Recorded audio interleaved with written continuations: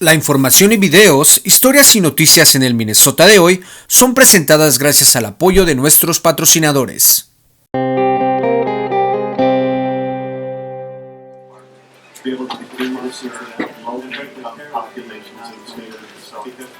Today, that mission has changed. It's been a singular focus. We focus on the low income, the elderly, and the disabled. Our only foray into the commercial market in the last couple of years has been as a result of our desire to provide a bridge to those in our populations who may move in and out of eligibility. So again, for 30 years, our sole focus has been on serving the population we're here to talk about today. But I want to give you a couple other examples. Our mobile dental clinic, which has provided over 60,000 procedures to folks who just didn't have access to dental care. We had to take the dental care to them.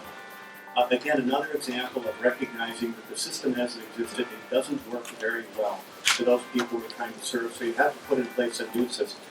We're the first plan to cover doulas. If you read Babington Johnson's letter contained herein, he will talk to you about the huge issue in the African American population of premature birth, and his view that UCare stepping up and agreeing to provide care for doulas when frankly nobody else would provides a significant step toward dealing with that issue in the population he speaks for. We've done a lot of things quietly. We don't draw a lot of attention to the fact that we put a community health worker in a pediatric clinic.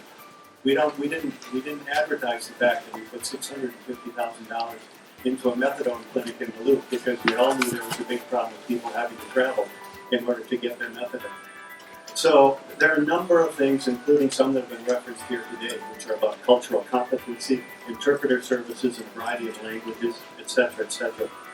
So the point I'm trying to make is it isn't about the underlying benefits. That is standard. It's about everything that you wrap around and in between those benefits.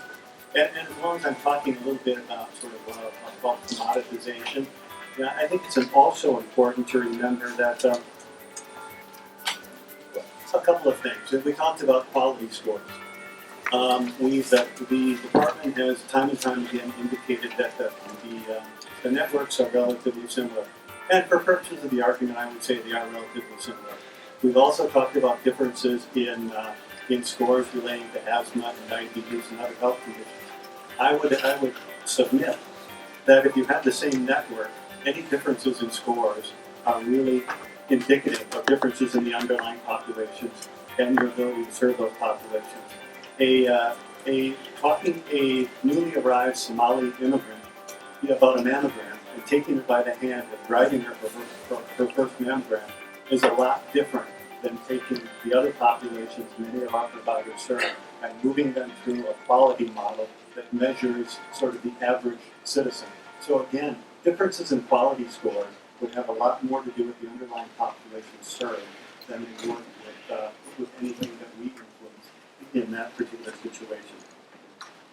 The last example I've used, which really gets at the whole issue of cultural competency, is something that we did in combination in partnership with Spanish Health, which was our Culture Care Connection, which is a statewide online resource which really gets at diversity from a cultural standpoint, a language standpoint, and it really gets to educating and informing relative to those issues. So having said that, and I think I'm just going to move through a couple of our specific concerns.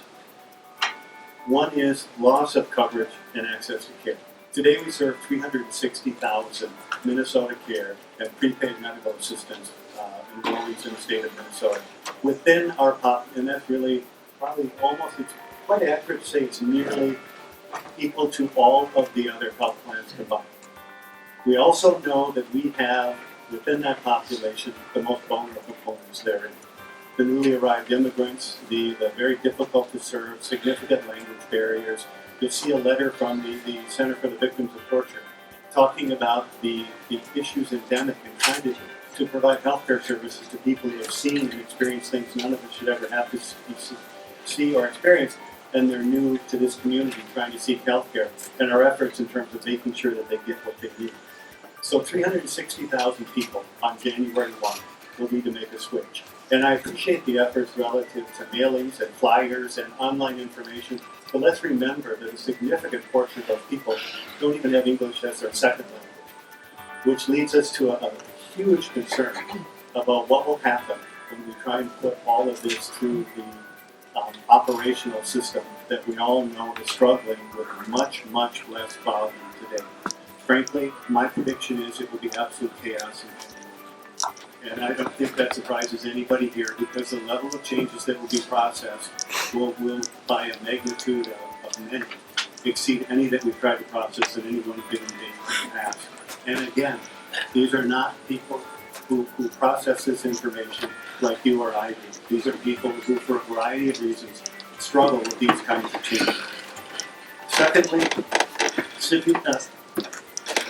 and this is, we talked a lot about this, but there was absolute discretion to say, UCare, we're going to take you out of certain counties, we're going to move things around, we're going to keep you here as a competitor. I think perhaps the most shocking aspect here is not dissimilar from what South Country Health Alliance heard, which was really to say, we're taking you out of serving populations altogether. And on January 1, you, the largest single provider of care, who in the past have been lauded for your responses and your efforts in the programs you put in place, for the innovation you've done today, you will no longer be serving the population. And would you please help us start immediately to move them to other carriers? The impact of that on the competitive landscape, I think, cannot be we can't talk about that enough. So let's imagine that 2 years from now, the competitive bidding process takes place. And there was a lot of talk about the things we've learned and the things DHS has learned as a part of this process, and how those will be brought forward into the next competitive bidding process. The reality is we won't be there to respond, because we will have to go back with no enrollment and dismantle our entire Medicaid operations. That will leave us in pretty poor shape to respond to an RFP 2 years, 3 years, 4 years from now, in any way, shape, or form, with the hypothetical operations that we have to build once we get the point. So, again, this really alters irrevocably the competitive landscape of the state of Minnesota. It shifts enrollment into three very, very large players. I'm not going to say positive things about those organizations, but from a competitive standpoint, the question is, does it really do the right thing for future competition in the state of Minnesota? And to take out a promising, newly developing model of care in rural Minnesota with great promise, and to sort of take that off the books, and at the same time to take out the organization that has distinguished itself in its ability to provide care for Minnesota's most vulnerable citizens in a way that nobody else has been able to demonstrate to date, I would say that's a failure of the system. The last thing I would say is about the county impact. We know that 55 counties have expressed UCare as their number one choice. Now, the question was asked earlier about how many have appealed. We were told yesterday by the governor's office that to date 30 counties are planning to appeal. So the question is, what went wrong in terms of county input when 55 counties say UCare is our preferred provider, and the answer is, we're sorry, they won't be here next year. In fact, they won't be here in the future at all. The county appeal process we don't see as a viable alternative, because, as the commissioner explained, it really takes us back into the same loop with DHS making the ultimate decision about what happens as a result of that process. And at the same time, it elongates the issue here.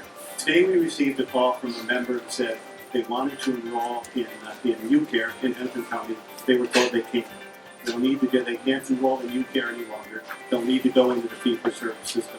So the ramifications, we have people seeking our employees. You get it. The ramifications on a daily basis of this decision cannot be discounted.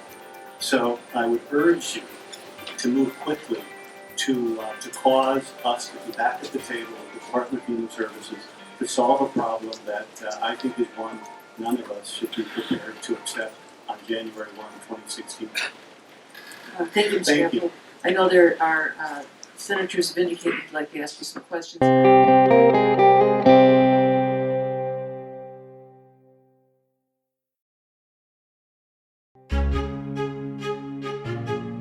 When we take the field, we play for everyone. Cuando estamos en el terreno, jugamos para todos. When we take the field, we play for everyone. Cuando estamos en el terreno, jugamos para todos. When we take the field, we play for everyone. Cuando estamos en el terreno, Jugamos para todos.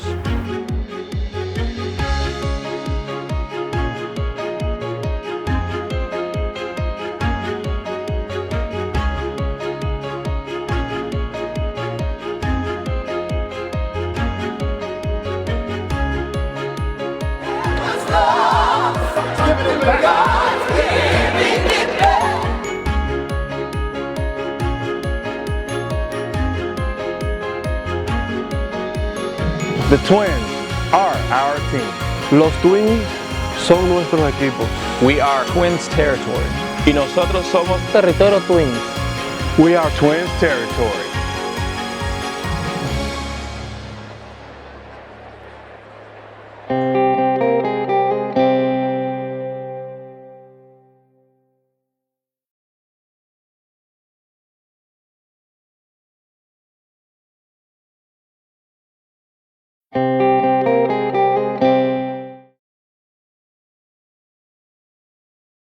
Si nos sentimos mal, no acudimos al doctor y lo único que hacemos es agravar el problema. Usted puede sentirse totalmente sano. Sin embargo, el cáncer pulmonar, de próstata o colorectal son la causa de muerte más común en los hombres menores de 85 años. El cáncer no avisa.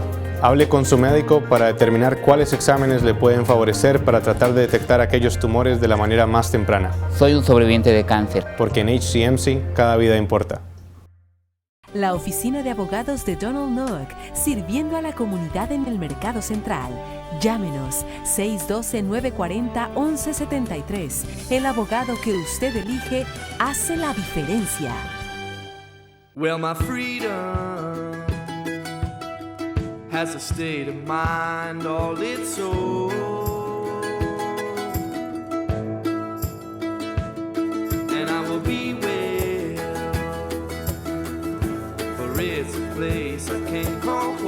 UCare Choices. Nuevos planes médicos para el nuevo mercado de seguros médicos. Encuentra más en ucarechoices.org. UCare. Elige bien.